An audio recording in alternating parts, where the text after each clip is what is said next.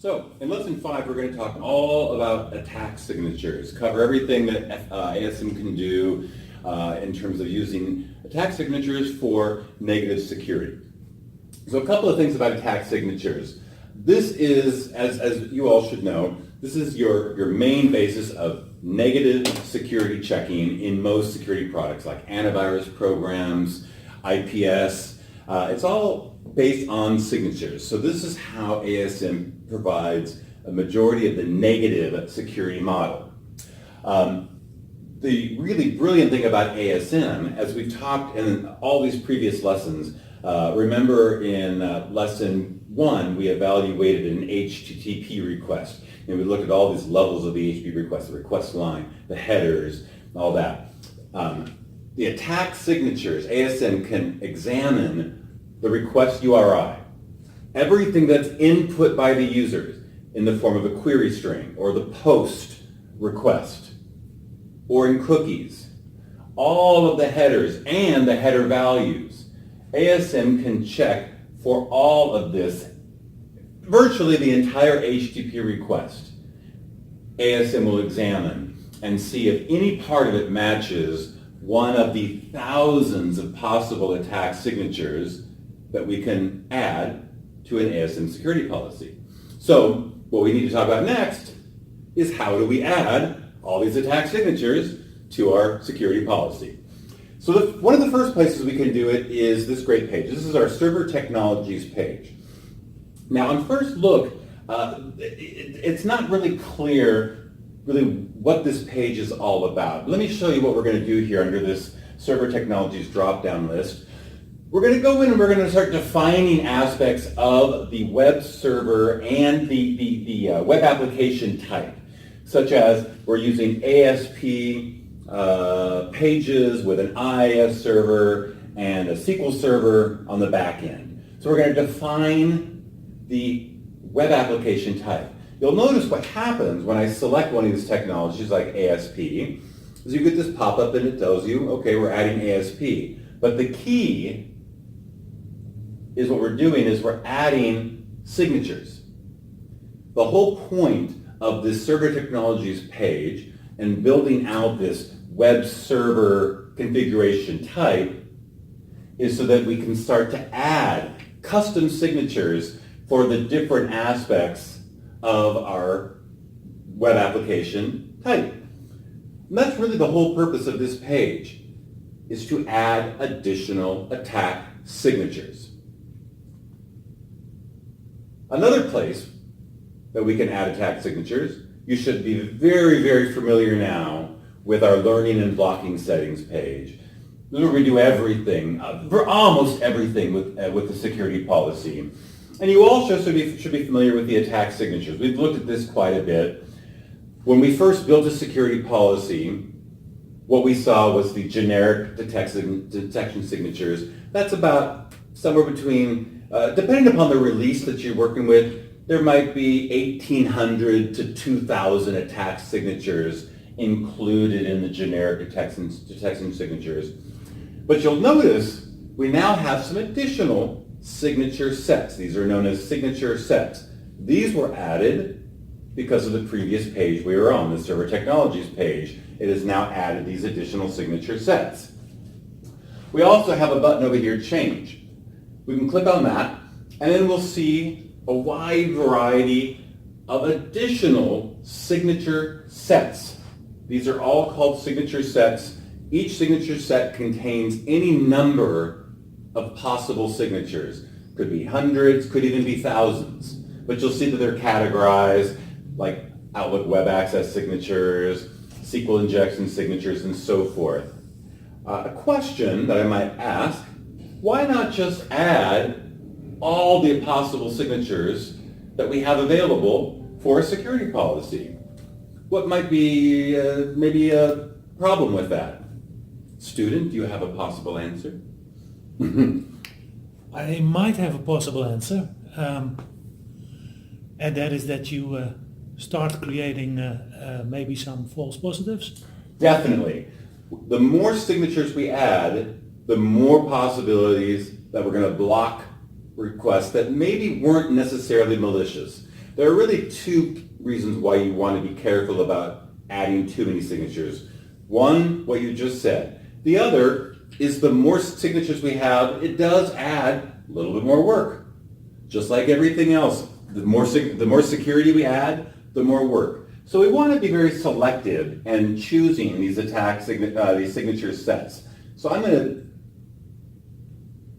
to add some cross-site scripting signatures, some high accuracy. High accuracy, we have noticed high accuracy, medium accuracy, and low accuracy. High accuracy is going to give us less false positives.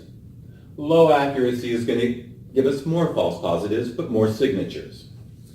So now I'm adding a few additional signature sets, SQL injection as well.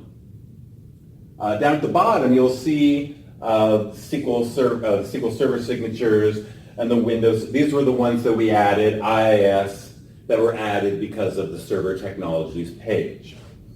So now I'm going to click on Finish there, and now I can see all of the signature sets. Now in a slide coming up, you'll see, I'll show you where you can actually see, if you wanted to, if you were so curious, you can actually see all of the signatures in each one of these signature sets. But that gets a little overwhelming. But we're going to take a look at that in a few more minutes. So another very important page when we are dealing with our attack signatures with ASM is our attack signatures page. This is going to show us all of the current attack signatures that are being used for negative security for this security policy. It's very important to note when you're managing multiple ASM security policies on the same BIG-IP, it's very possible when you pull up any one of the configuration pages from here, learning and blocking settings page or the policy properties, there's always this list here. And you always want to make sure you're changing the correct security policy. So I'm looking at my LoRack security policy, and here I can see that we have over 3,800 signatures currently being used. And these are all from those different signature sets. You can also even see over here that some of them are parameter level signatures, URI level signatures. You'll also see header signatures and so forth. That's the scope of each signature. What these signatures do, you probably, most of us wouldn't necessarily look at that and know exactly what that signature is all about, but ASM sure does. And our incredibly brilliant team over in Tel Aviv, this is all they do, they know all these signatures. Notice right here, we have a staging column. Now earlier today, we talked all about staging and enforcement. And as a reminder, whenever something is in staging, even if the policy is in blocking mode, ASM won't block requests that violate it. So while all these signatures are in staging, no requests that trigger any of these will be blocked. We have to make sure to enforce these at some point, and we'll talk about that here, moving on. But at some point, you'll see that we will potentially have a variety of some signatures here that are no longer in staging. They're now enforced, and some that are still in staging. And you'll get a chance to see this in your hands-on exercise. Typically this is done for a very important reason, false positives. What we want to do is, while we're building our security policy, we want the opportunity to see which signatures are being triggered and ensure that they're not false positives. As long as we know it's not a false positive, we can immediately enforce the signature so that all future requests will now be blocked. That's the process most policy builders go through. We could, if we want, immediately enforce all signatures, all 3,800 signatures. That's also a possibility. But this is the important part to remember. While an attack signature is not enforced, ASM does not block requests. important thing to remember. So I told you just a moment ago, if we wanted, we could just immediately enforce all signatures at one time. And we would do that on the Learning and Blocking Settings page, under our attack signatures, just this one checkbox. This one checkbox, once we save this and apply the policy, now all 3,800 signatures are going to be enforced. So the moral there is, as an administrator, you can individually enforce signatures as they're being triggered, or you can enforce all signatures at one time. Now you'll notice there's no longer a staging column because none of the signatures are in staging. They are all enforced. So another a question that comes up quite often is, well, how often do new signatures become available with F5 and with ASM? And you will see we have a notification up on the top left side of our configuration utility. Anytime this BIG-IP ASM has been notified by our alert server that there are new updates, we get notified. And this happens about every 6-ish weeks from our team in Tel Aviv. So this process of getting new signatures, we can do it manually or automatically. I'm first going to show you the manual process. So the manual process is I saw that link, I clicked on it, I came to this page, and then I'm going to click on, because we're in manual right now, I'm going to click on Check for Updates. And now this process was real quick for me, but it's not quite that quick in the real world. It takes a few seconds to get to this point where it's going to say Updates Available. And then you can go ahead and just update the security. That process also takes a little bit longer than what you've just seen right here. That can take, several minutes. So typically you'll want to do this during a change window of some time. But you'll notice during this process, we're getting a lot of information. We're getting brand new signatures, added signatures. We're getting updated signatures. We're actually getting some signatures that are removed. And later on, or actually tomorrow, we're going to be playing with our Layer 7 denial of service protection. Great product. That uses bot signatures. So we're also getting updates to our bot signatures for our Layer 7 denial of service protection as well. And if you are so curious, you can see on this screen all the things that had updates and minor updates and added, and you can even click on the details and see, oh, there's everything that was added. Again, if that's interest to you, you could go look these up. But remember, they could be header signatures, parameter signatures, and so on and so forth. Now maybe I don't want to do this manually every 6 weeks or so. I could change that. I could make it a scheduled process, put in how often the ASM should check to see if there are updates, and if there are, it will automatically update them for us. That's nice.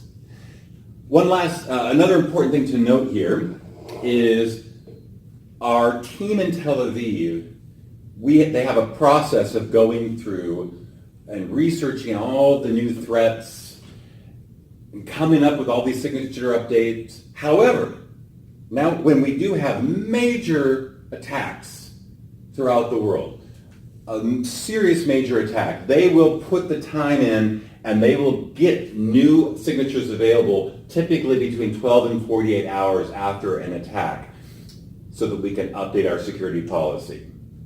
What's really great is tomorrow we're going to talk about parent and child security policies. And when you're using this process, I can update all of my policies with just one update of my new zero-day signatures. Makes it real easy. So remember earlier, we were talking about this concept of the signature set. Well, we have this page way down here in the security at the very, very bottom. There's an options menu. And if you go to options, app security, you can actually come to the attack signature sets. And here, look, I can see all of my attack signatures. Actually, I think all of them are filter-based. What that means is, I think I'm going to click on one here, my cross-site scripting signatures. It's filter-based. So every signature, we're going to look at this in just a moment, but every signature has some settings. And one of the settings is the attack type. So the cross-site scripting signature set is simply looking for signatures that have been tagged as a cross-site scripting signature. That way, whenever we get new signatures from Tel Aviv, any new signatures that are marked as cross-site scripting signatures, they're immediately going to be added to the signature set. We don't have to do anything else. Makes it really nice. But down here you can see, if you're curious, all the signatures inside that signature set. You have to scroll through quite a bit to see them all. So, as I just said, we can also view a specific attack signature. Same place, under my options, I go to my attack signatures page.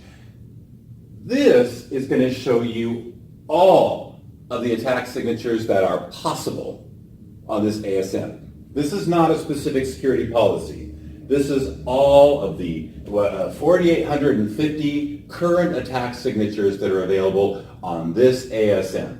So now we come to the attack signatures. We're looking at all of the possible signatures that are on this BIG-IP. I want to look at one. Actually, what's really great is I can actually view just certain signatures. I want to see all of my cross-site scripting signatures that are available. So now I've only got 1,500. So I'm seeing all of my cross-site scripting signatures, header level, parameter level, URI level. I can even filter this even further. I'm going to go to my filter details, and I can actually type in just some string that's part of the signature. Something that's part of the signature string. I'm using the alert string here. And now I can see there are 12 cross-site scripting signatures that somehow have alert somewhere in there. That's what it's looking for. And I can pick one now. I want to look at my parameter level alert signature. There's not much to be seen here, to be honest, but we can see the attack type. Remember, this is how filtered signature sets work. We can see the scope. There's different scopes and so forth. This is really more informational. More often than not, you're not going to be delving deep into this. You can pull up a couple of interesting resources.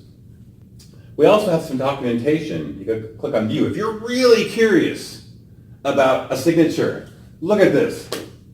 All this information about the alert cross-site scripting signature. Now, are you ever going to go to this level? Maybe not. I love this. False positives, no, none. That's good information to know. So we really do give a lot of information about the different signatures that are available. What's really nice is we have the opportunity of creating a custom attack signature. So if we find that we're being attacked by something brand new, and hopefully my Tel Aviv team, hopefully they'll get a new attack signature update out 12 to 48 hours. If I can identify just anything about that new attack, I can create a new attack signature. I can plop it into a signature set and be protected immediately. So on my attack signature page, I'm going to click on Create over there on the right. There's really only a couple things here that you're going to put. This is just the name. Now you're going to notice something interesting here. I've added a dot. And I've added that dot there for a reason in the name. The only reason I've added that dot is so it appears at the top of the list. When I look at all those signatures, it'll be up at the top. But other than that, the name, I'm just calling this 0 day, and it's a parameter level. This is a free-form text string. We can also identify if it's a request or a response signature. We can identify if it's attached to any known server technologies like Unix or MySQL. Here's the attack type. Now remember, this is what's great. If I identify this as a cross-site scripting attack type signature, it automatically is going to be added to the filter-based cross-site scripting signature set. Brilliant. I get goosebumps because it's so easy. So there we go. We've got our attack type. So now here I've added some systems. I'm going to select my attack type, and I'm going to select other application attacks because this doesn't really fit into cross-site scripting or SQL injection or command execution. But this is the key here, right here. This rule section, this is where we define something about that new attack. So I'm going to click on Add, and we have some options here for, we can say the request itself, or the header, or the query string. You know, where is the signature being found? And then there's options here, it contains or it does not contain, or something like that. But then the key, what's the string? What are we noticing inside that attack signature? That's it. We can also change the accuracy and risk. These are also used in filter-based. Remember, we have high accuracy signature set, medium accuracy signature set.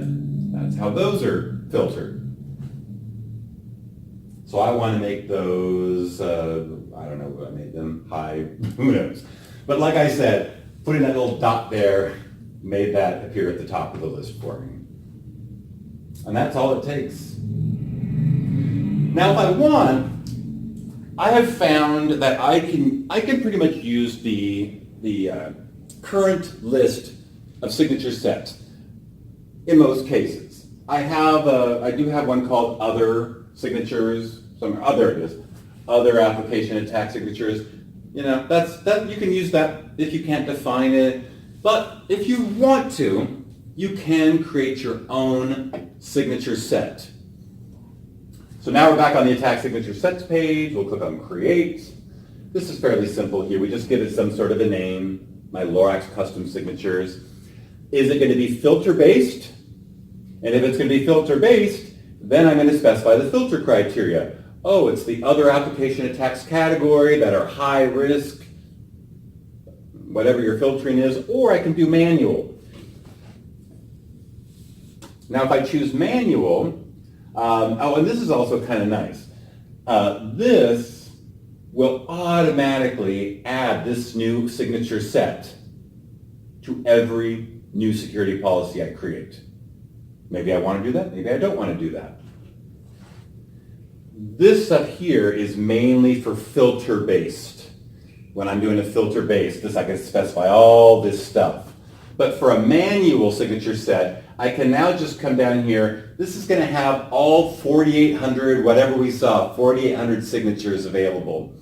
And thank goodness I can type little bits of it. But also notice, because I use the little dot, I can see my signature at the top of the list. And I can select any and all signatures that I want to put over here. So I can now create this manual list of signatures for that. And that's pretty much it. So in this exercise, you're going to do a couple of things.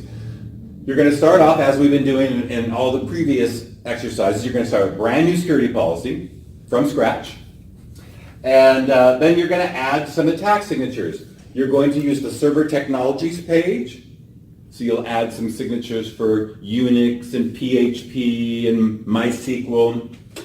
And then you'll add some signature sets like cross-site scripting, SQL injection. And then you're going to do what we talked about. We're not going to enforce all of our signatures right up front.